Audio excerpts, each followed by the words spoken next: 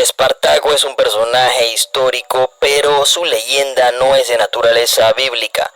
Fue un esclavo y gladiador tracio que lideró una revuelta de esclavos contra la República Romana en el año 73 a.C.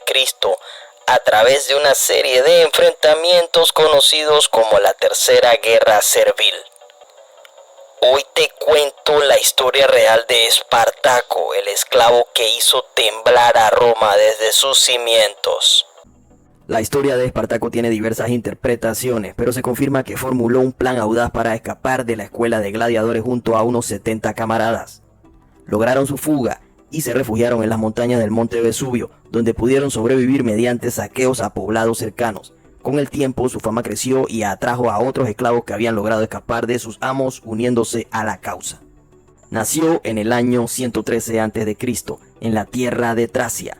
Era un simple auxiliar en las filas del ejército imperial romano. Sin embargo, su destino cambiaría de manera irreversible el día en que optó por abandonar las filas de las tropas romanas. Como era de costumbre, en aquellos tiempos su deserción le condenó a una vida de esclavitud en las implacables canteras de yeso, donde se esperaba que trabajara hasta el último día de su vida. Pero el destino tenía otros planes para él.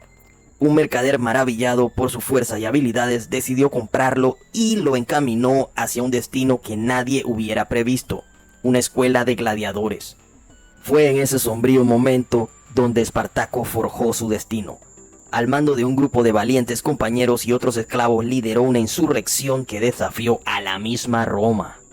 Con cada victoria obtenida, la fama de Espartaco se propagaba como un incendio imparable. Pero incluso los más audaces rebeldes tienen un final marcado por el destino. Espartaco y sus leales seguidores se vieron acorralados en las tierras de Apulia, enfrentando a un abrumador contingente de 80.000 soldados romanos, liderados por el renombrado general Pompeyo. Antes de la batalla final, Espartaco realizó un gesto de sacrificio que perduraría en la memoria de todos. Ofreció a su propio caballo como ofrenda, pronunciando las siguientes palabras inmortales: la victoria me proporcionará suficientes caballos de entre los enemigos, y si yo soy derrotado, ya no lo necesitaré. Para tener contexto, los esclavos desempeñaban una amplia gama de funciones en toda la sociedad romana, desde labores agrícolas hasta tareas domésticas, incluyendo la educación de los niños en la lectura, escritura, música y diversas artes, además de servir como asistentes personales y ocupar cualquier otra tarea que sus amos consideraran necesaria. Estaban completamente subyugados a la voluntad de sus dueños. Séneca, escritor romano que vivió del año 4 a.C. al año 65 después de Cristo, describió los continuos abusos a los que se enfrentaban los esclavos en aquella época y toda la crueldad con que eran tratados, lo que dio lugar un día a conocer el proverbio: tantos esclavos, tantos enemigos. Independientemente de las circunstancias de su captura y las motivaciones detrás de ello, Espartaco se destacó como un candidato sobresaliente para la vida en la arena debido a su entrenamiento militar y su impresionante condición física. Todas las fuentes históricas lo describen como un hombre alto y excepcionalmente fuerte. Fue Léntulo Batiato, un influyente entrenador, quien adquirió a Espartaco y lo envió a la prestigiosa escuela de gladiadores en Capua, ubicada al sur de Roma.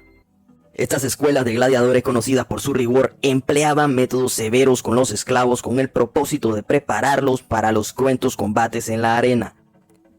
El entrenamiento, al igual que con el resto de los esclavos, tenía como objetivo doblegar la voluntad de los individuos y moldearlos en seres obedientes.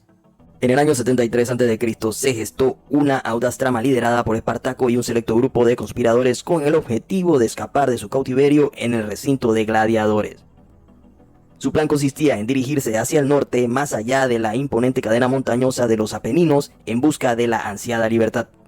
Este intrépido proyecto involucraba a aproximadamente 200 esclavos, pero con semejante número de personas involucradas no fue sorprendente que la noticia se filtrara a las autoridades romanas.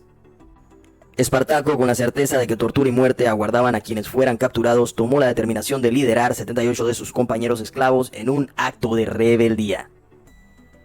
En un audaz asalto a la cocina se apropiaron de cuchillos y otros objetos. Luego, con valentía sin igual, pusieron fin a la vida de sus instructores y captores. Luego, liberados de sus cadenas, se hicieron con más armas en los almacenes de recinto y consiguieron un carro de transporte. Finalmente emprendieron la huida de la escuela y se refugiaron en el apacible campo cercano, acampando en las majestuosas laderas del monte Vesubio. Fue precisamente en ese momento trascendental cuando Espartaco emergió como el líder indiscutible, acompañado por figuras notables como Enomao y Crixo, marcando el inicio de una rebelión que cambiaría el curso de la historia. A pesar de que los esclavos designaron a 3 líderes iniciales, las fuentes históricas antiguas unánimemente señalan que Espartaco emergió de inmediato como el comandante en jefe indiscutible. Como relata Apio, con los gladiadores Enomao y Crixo en roles subordinados, Espartaco emprendió audaces incursiones en las áreas circundantes. Su política de repartir equitativamente el botín rápidamente atrajo a un creciente número de rebeldes a su causa. La noticia de la revuelta se propagó a una velocidad impresionante, llevando a numerosos esclavos de plantaciones en todo el país a abandonar sus hogares y a unirse al creciente ejército. En ese momento, el Senado romano contemplaba la rebelión más como una molestia que como una amenaza real. En respuesta, enviaron a un destacamento de soldados, en su mayoría carentes de experiencia militar, bajo el mando del general Cayo Claudio Glabro, con la esperanza de sofocar la insurgencia. Glabro y el Senado parecían subestimar gravemente a un grupo de esclavos fugitivos, dado su desconocimiento en materia de guerra y tácticas militares. Sin embargo, Espartaco y sus seguidores demostraron ser adversarios formidables. Glabro rodeó el campamento de montaña de los esclavos, creyendo que podría acorralarlos y forzar su rendición por hambre. Pero Espartaco tenía un as bajo la manga. Las laderas de las montañas estaban densamente cubiertas de viñas, lo que permitió a sus seguidores tejer astutamente escaleras improvisadas para acceder a una zona que Glabro había subestimado como inaccesible. Desde esa posición estratégica atacaron por sorpresa la retaguardia de las líneas de Glabro, derrotándolo y saqueando el campamento en busca de armas y suministros. La segunda respuesta de Roma fue una dolorosa advertencia de que se había subestimado gravemente a Espartaco, quien ahora lideraba un imponente ejército compuesto por aproximadamente 70.000 esclavos. El Senado romano reconoce la gravedad de la situación e insta a los cónsules Publícola y Clodiano a encabezar sus fuerzas y a enfrentar esta creciente amenaza. Espartaco, entre tanto, reclutaba a nuevos seguidores a un ritmo constante, consolidando su control sobre el campo. Las palabras de Tito Livio resaltaron el alcance de los estragos causados por el ejército de Espartaco. Devastaron ciudades como Nola, Nuceria, Turios y Metaponto, infligiendo daños terribles. La amenaza que representaba para Roma ya no admitía discusión. A pesar de ello, Espartaco no albergaba intenciones de marchar directamente sobre Roma. En cambio, optó por dirigir a su ejército hacia el norte, fuera de las fronteras de Italia, con la esperanza de permitir que sus seguidores recuperaran sus hogares. Dado el tamaño de su ejército, dividió sus fuerzas en 2, designando a su segundo al mando, Crixo, para liderar una de ellas. Los romanos, bajo la dirección de Publícola, se lanzaron al ataque contra las fuerzas de Crixo, mientras que Clodiano se enfrentó al contingente de Espartaco. Si bien las fuerzas de Crixo sufrieron una derrota devastadora, Espartaco logró derrotar a Clodiano y expulsar a Publícola del campo de batalla.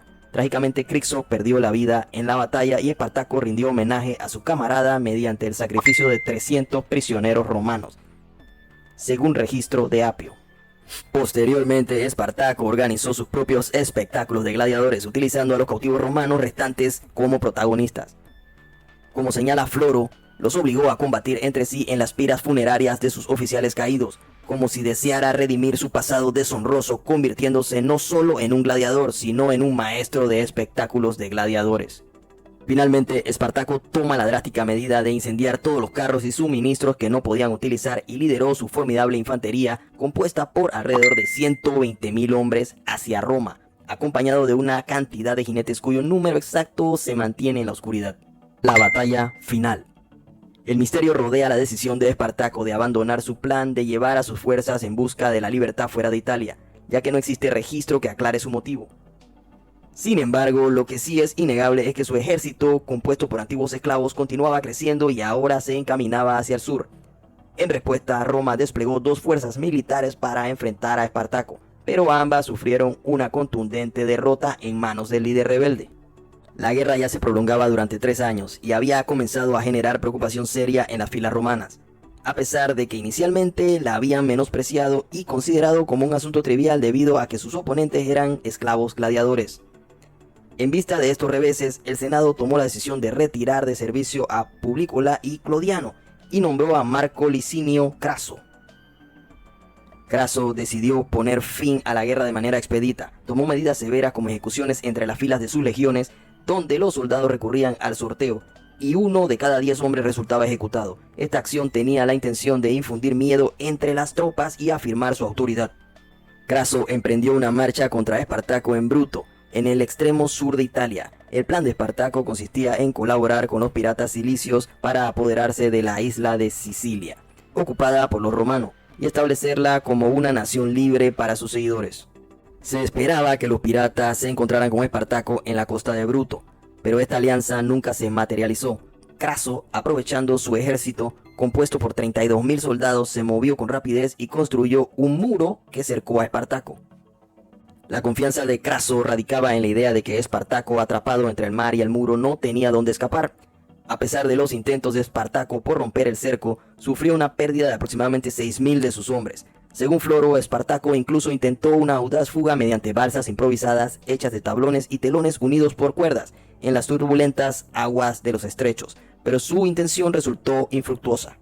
Tanto Apio como Plutarco relatan cómo en este punto crítico Espartaco recurrió a tácticas de guerrilla, llevando a cabo operaciones de hostigamiento diversas contra sus asediadores. Apio también describe un acto impactante en el que crucificó a un prisionero romano en la tierra de nadie para mostrar a sus propias tropas el destino que les esperaba en caso de la derrota.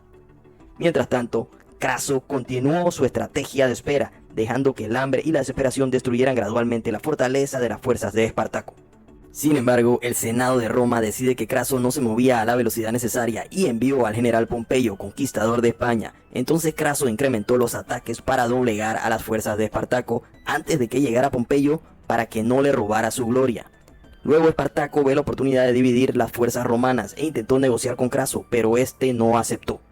En un sombrío giro de los acontecimientos, Espartaco, consciente de que la esperanza se desvanecía, reúne a sus hombres y, según el relato de Plutarco, tomó su espada y cuando le llevaron su caballo lo sacrificó, declarando que el enemigo poseía una abundancia de valiosos corceles que serían suyos en caso de victoria, y en caso de derrota ya no tendría necesidad de un caballo. Con determinación lideró por última vez su ejército en el campo de batalla. Plutarco agrega: se lanzó directamente hacia Craso, abriéndose paso a través del caos de armas y soldados heridos. Aunque no alcanzó a Craso, derribó a 2 centuriones que se abalanzaron sobre él simultáneamente. Finalmente, cuando sus propios hombres lo abandonaron, quedó solo, rodeado de enemigos, sin retroceder ni un centímetro de terreno, luchando con firmeza hasta el último aliento. El testimonio de Apio corrobora la valentía de Espartaco. El propio Espartaco recibió una lanza en el muslo, pero se puso de rodillas, escudo en mano, y se enfrentó a sus agresores hasta que él y muchos de sus seguidores fueron cercados y derrotados. Por su parte, Floro subraya: Espartaco cayó en batalla como un auténtico comandante, luchando con valentía en la primera línea de combate.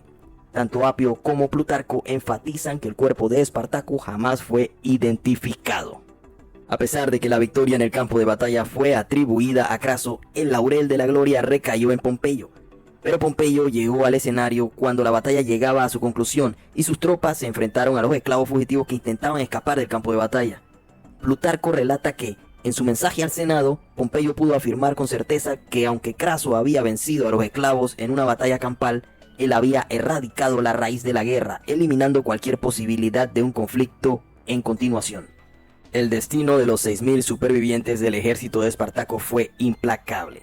Fueron crucificados a lo largo de la vía Apia desde Roma hasta Capua, y sus cuerpos se dejaron descomponer allí durante varios años como un espeluznante recordatorio destinado a disuadir futuras insurrecciones. Esperamos que hayas disfrutado del contenido. Sigue desbloqueando tu cerebro para alcanzar todo tu potencial.